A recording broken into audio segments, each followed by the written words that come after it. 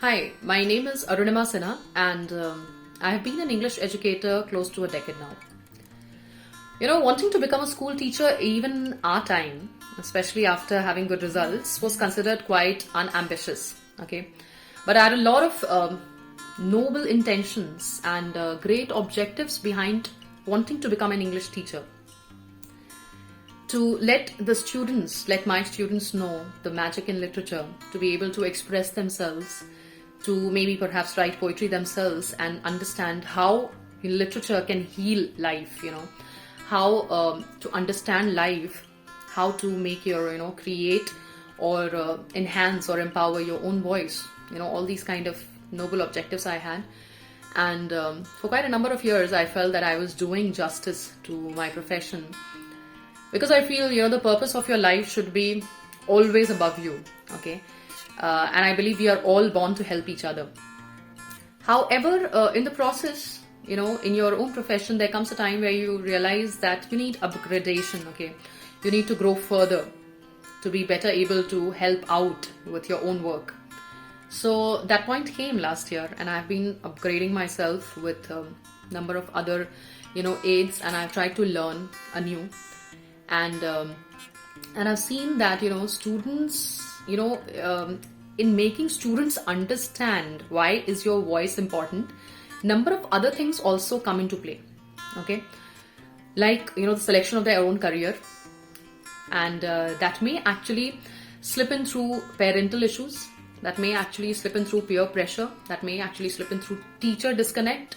It can be through number of things. Okay, so to solve these things further, I got into a little bit of psychology and enter into career coaching. So I've tried to arm myself with all this kind of knowledge and to intensify the kind of help that I can give to students. So in this pursuit of wanting to help this particular age group, especially the classes that I'm teaching, classes between 9 to 12, that is the teenage, I have armed myself, and I'm going to do that further. I'm going to empower myself with more and more knowledge, and I'm still doing it. I started off this channel or this page, if you can see it on Instagram,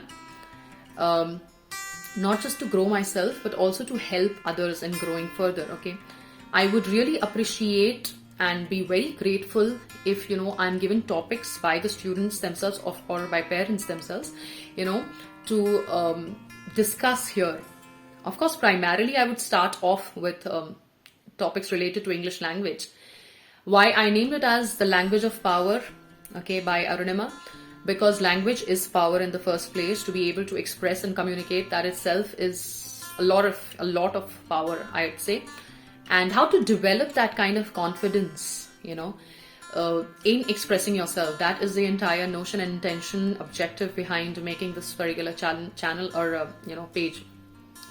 So that is the reason why I named it as the language of power. I would be really appreciative if people tell me what to can suggest or opine about the topics that I can take up. As of now, I would start off with language development. How can we start off with that? Of course, the first topic ought to have been why is language important, or why is expression important, or why should we learn English? That I would take up in a proper video upcoming in the week, in this week itself, I'm hoping. And along with this, one key takeaway I really want to give along with this particular video is that language is a skill. Okay, I'm sure for people who know the difference between talent and skill, they have understood the message that I'm trying to give. Talent is something which is inborn. Okay, so maybe I'm a singer, so I can sing because that's an innate quality in me. I can make it better by practice.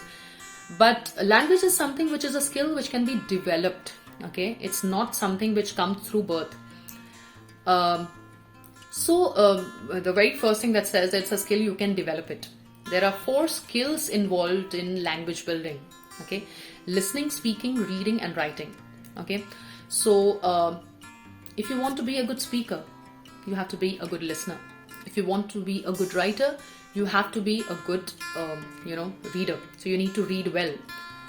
So number of people ask me, not just students, even parents at times, and there are other people also who ask this bare question that how can we speak like you, or how can we write like you? And I'm sure other English educators are also being asked similar kind of questions. So there is no capsule available. Okay, there is no medicine that you can eat and you can start speaking or start writing afresh from the next day itself. Okay, so the only thing that you can do is practice. Okay, and like an NLP coach or like a law of attraction coach, I would not say join me and I'm going to teach you that in 7 days and you'll be able to speak fluent English. No, I'd be very honest. Okay, and I want to break this myth. Of course, a teacher plays a big role because of maybe the charisma the teacher carries with herself or himself, with the sound knowledge of that particular subject, that particular language. Maybe the person is inspirational, so gets more work done. But much more depends on the intention and the hard work of the learner who wants to learn and speak or write in a particular language. So be rest assured, it's totally your work. Okay, you can start it yourself at home. How to start it? So I told you about the 4 skills. Listening. You need to listen to this particular language which you want to learn. Okay, and what do I mean by that? You can listen to English news. There are a number of English series available on Netflix. I'm sure you have it. Or there are a number of English movies, and please watch the English movies in English only and not the dubbed version. So listening, comes handy. Once you start listening to it, you will also have to put into practice the speaking thing. Okay, and a number of students will say that, okay, ma'am, actually my friends make fun of me when I start speaking in English. Now that's for you to deal with. Are these friends going to be with you for life? Or whichever way you want to handle, you can actually move along with a group that has the same intention of wanting to speak in English. Okay, so that also comes handy to you. You have to communicate in that language. Look at the kids.